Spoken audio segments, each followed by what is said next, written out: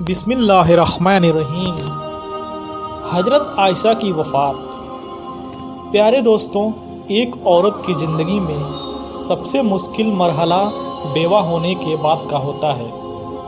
اس مشکل وقت میں زیادہ تر عورتیں صبر کا دامن ہاتھ سے چھوڑ دیتی ہیں اور خدا سے شکایت کرتی نظر آتی ہیں، مگر قربان جائیے اماں عائشہ رضی اللہ تعالیٰ عنہ پر، جو صرف 18 سال کی عمر میں بیوہ ہو گئی اور اس کے بعد 47 سال تک اس دنیا میں زندگی گزاری، مگر کبھی زبان سے شکایت کا ایک لفظ بھی نہیں نکلا۔ موت اس دنیا کی ایک ایسی حقیقت ہے جس سے کسی کو انکار نہیں اور نہ ہی کوئی اس سے بچ سکتا ہے، چاہے وہ اللہ کا کتنا ہی بڑا ولی ہو یا نبی اور رسول ہو۔ سب کو موت کا سامنا کرنا پڑتا ہے۔ اس حقیقت کا سامنا اماں عائشہ کو بھی کرنا پڑا۔ ان کی وفات کب ہوئی، کس طرح ہوئی اور کہاں ہوئی، تو آج کی اسی ویڈیو میں ہم بات کرنے والے ہیں انہی ساری چیزوں کے بارے میں۔ تو آپ سے دلی گزارش ہے کہ اس ویڈیو کو پورا ضرور دیکھیے گا، اور ویڈیو پسند آئے تو دل سے لائک اور ہمارے یوٹیوب چینل کو سبسکرائب ضرور کیجیے گا۔ حضرت عائشہ کی پیدائش سن 614 عیسوی مکہ مکرمہ میں ہوئی۔ مکہ ہی میں ہجرت سے 3 سال پہلے آپ کا نکاح حضور صلی اللہ علیہ وسلم سے ہوا، اور مدینہ آنے کے بعد آپ کی رخصتی ہوئی۔ 9 سال کچھ مہینوں تک حضور صلی اللہ علیہ وسلم کی سب سے پیاری اور لاڈلی بیوی بن کر رہی، مگر جب پیارے نبی اس دنیا سے وفات پا گئے تو حضرت عائشہ نے لوگوں کو دین کی مسائل سکھانے کے لیے اپنی زندگی وقف کر دی۔ مسائل پر آپ کی اتنی گہری نظر تھی کہ بڑے بڑے صحابہ آپ سے مسئلے معلوم کرنے آتے تھے۔ عورتوں کے زیادہ تر مسئلے حضرت عائشہ ہی کے منقول ہیں۔ اماں عائشہ حضرت ابو بکر، حضرت عمر، حضرت عثمان اور حضرت علی کے دور خلافت میں، اور اسی طرح امیر معاویہ کے دور حکومت کے آخری زمانے تک لوگوں کو دینی تعلیم دیتی رہی۔ حضرت امیر معاویہ کی حکومت کا آخری زمانہ تھا۔ رمضان کا مبارک مہینہ چل رہا تھا کہ حضرت عائشہ کی طبیعت بگڑنے لگی اور دھیرے دھیرے زیادہ خراب ہو گئی۔ لوگ عیادت کے لیے آتے، حال چال پوچھتے تو آپ فرماتی میں اچھی ہوں۔ جب آپ کی وفات کا وقت قریب آیا تو کہنے لگی کاش میں پیدا ہی نہ ہوئی ہوتی، کاش میں ایک پیڑ ہوتی کہ ہر وقت اللہ کی پاکی بیان کرتی رہتی اور مجھ سے کوئی سوال جواب نہ ہوتا۔ دوستوں، غور کرنے کی بات ہے کہ حضرت عائشہ کو اللہ کا کتنا خوف تھا۔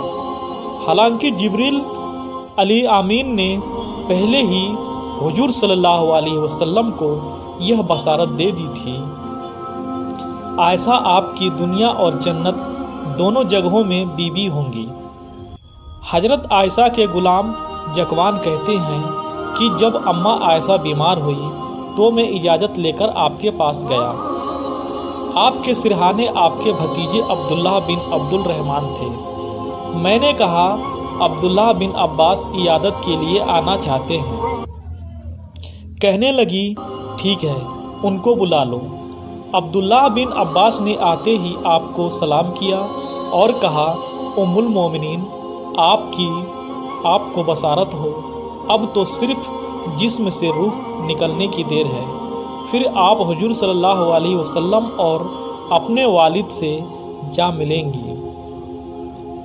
آپ حضور صلی اللہ علیہ وسلم کی بہت لاڈلی بیوی ہیں۔ حضور پاکیزہ چیز سے ہی محبت کیا کرتے تھے۔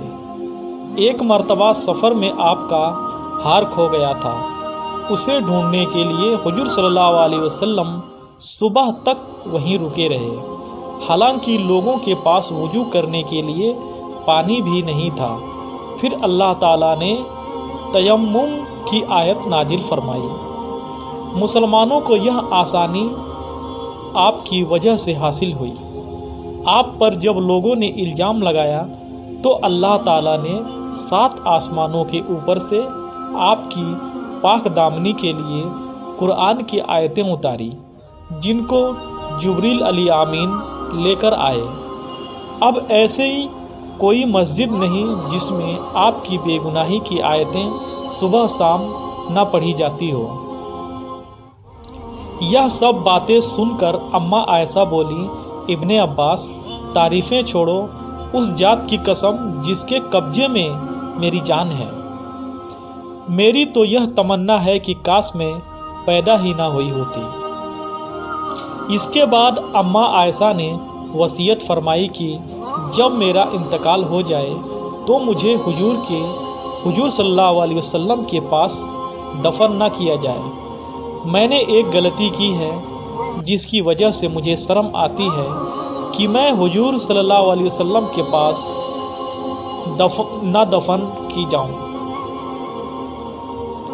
اس لیے اب مجھے جنت البقیع قبرستان میں دوسری بیویوں کے پاس دفن کر دینا۔ رات ہی میں مجھے دفن کر دینا، صبح کا انتظار مت کرنا، میرے جنازے کے پیچھے آگ مت لے کر جانا اور میری میت پر لال مخملی چادر نہ بچھانا۔